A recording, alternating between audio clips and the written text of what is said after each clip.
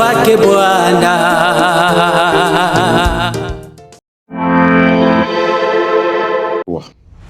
Mes chers vendrustes, bonsoir.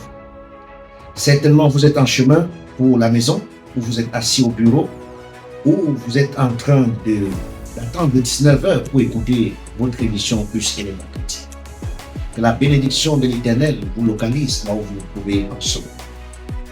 Il y a des choses que l'on n'ose même pas dire, des réalités qui brisent le cœur de Dieu. Et pourtant, elles sont là, autour de nous. Aujourd'hui, ce n'est pas simplement un message, c'est un cri du ciel vers la terre. Bien-aimé, j'ai mal, oui j'ai mal de voir jusqu'où l'homme est tombé. Comment expliquer que celui que Dieu a couronné de gloire se retrouve à vivre des choses que même les animaux refusent? Comment comprendre qu'un jeune homme regarde celle qui lui a donné la vie et oublie qu'elle est sa mère? Comment accepter que l'homme doté d'intelligence, de conscience, d'esprit, descende volontairement d'une telle obscurité? Un homme qui couche avec sa mère, un homme qui couche avec des porcs, un homme qui accepte de s'auto-détruire et pour aller donner l'offrande ou la dîme à Satan, c'est devenu si grave. Ce n'est plus seulement un péché, c'est une blessure profonde de l'âme humaine.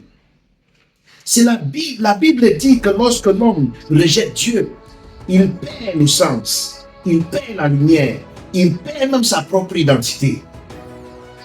Est-ce que nous voyons aujourd'hui, et ce que nous voyons aujourd'hui, ce n'est pas seulement une dépravation, c'est une humanité qui saigne intérieurement. Mais écoute-moi bien, derrière ces actes choquants, il y a souvent des cœurs brisés, des enfances détruites, des blessures jamais guéries et assumées, des âmes en détresse silencieuse.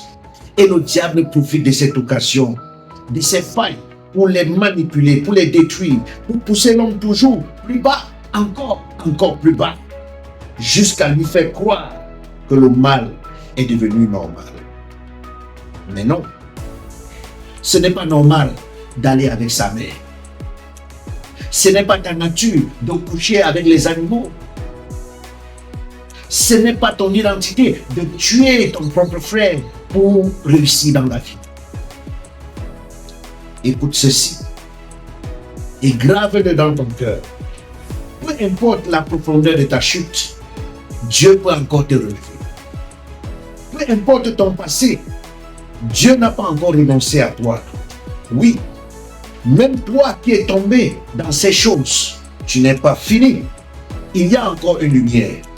Il y a encore une grâce. Il y a encore un chemin de restauration que Dieu te propose. Crie à Dieu.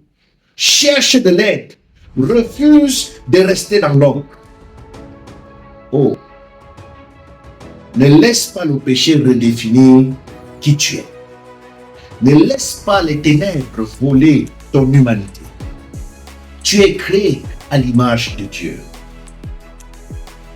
Et dis-toi, chaque jour, quand le mal veut naître, même au plus bas, Dieu peut encore te relever. Même au plus bas, Dieu peut encore te relever. Retiens à lui. Dans le livre de Romains, au chapitre 1, le verset 22, Dieu fait une déclaration forte. Ils sont devenus fous en cherchant des voies qui ne sied à Dieu. Voilà la quintessence de ce que Dieu voudrait que tu comprennes. Il est temps pour toi de revenir à Dieu, de briser ces chaînes sataniques, mystiques et maléfiques qui te ramènent vers le bas. Cherche la délivrance. Là où le péché abonde, la grâce de Dieu a toujours surabondé. Ne laisse pas le diable te transformer en ce que même les animaux ne sont pas. Tu es créé pour la gloire de Dieu. Relève-toi et redeviens un homme. Jusqu'où sommes-nous tombés? Était le titre de notre méditation de ce soir. À vendredi prochain. Que Dieu te bénisse.